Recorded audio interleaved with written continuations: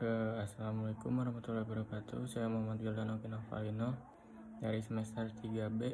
Saya akan mereview materi yang sudah disampaikan oleh Ibu Profesor Dr. Haji Yeni Nurayuni SHMH dan asisten dosen Dr. M. Rendi Aridayandi SHMH.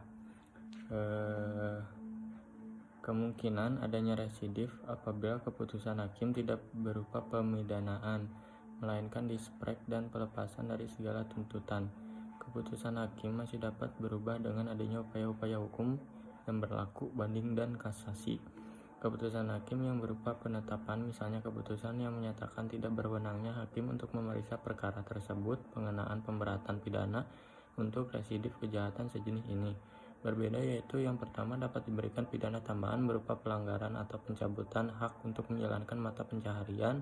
Yang kedua, pidananya dapat ditambah sepertiga. Yang ketiga, pidana dapat ditambah dilipat 2 kali, yaitu khusus untuk pasal 393, yaitu dari 4 bulan 2 minggu menjadi 9 bulan penjara. Yang B, residif kejahatan-kejahatan tertentu yang termasuk kelompok jenis yaitu diatur dalam 3 pasal. Yang pertama pasal 486, pasal 487 dan pasal 488 KUHP.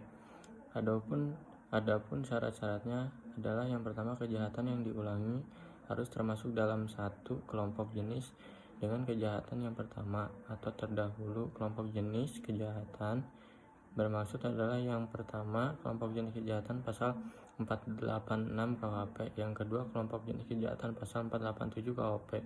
Yang ketiga, kelompok jenis kejahatan dalam pasal 488 KUHP. Yang kedua, berdasarkan kejahatan yang kemudian atau yang diulangi dan kejahatan yang terdahulu dan atau sebelumnya harus ada putusan hakim yang berupa pemidanaan tetap, dan putusan hakim itu tidak berupa penetapan atau basiking. Yang ketiga, pidana yang dijatuhkan oleh hakim terdahulu haruslah berupa pidana penjara. Yang keempat, ketika melakukan pelanggaran tindak pidana. Yang kedua, selanjutnya residif pelanggaran diatur dalam buku 3 KUHP, yaitu ada 14 jenis pelanggaran yang merupakan alasan pemberatan, yaitu pasal 489, pasal 492, pasal 495, pasal 501, pasal 512, pasal 516, pasal 517, pasal 530, pasal 536, pasal 540, pasal 541, pasal 544, pasal 545 dan pasal 549. Sekian dari saya. Wassalamualaikum warahmatullahi wabarakatuh.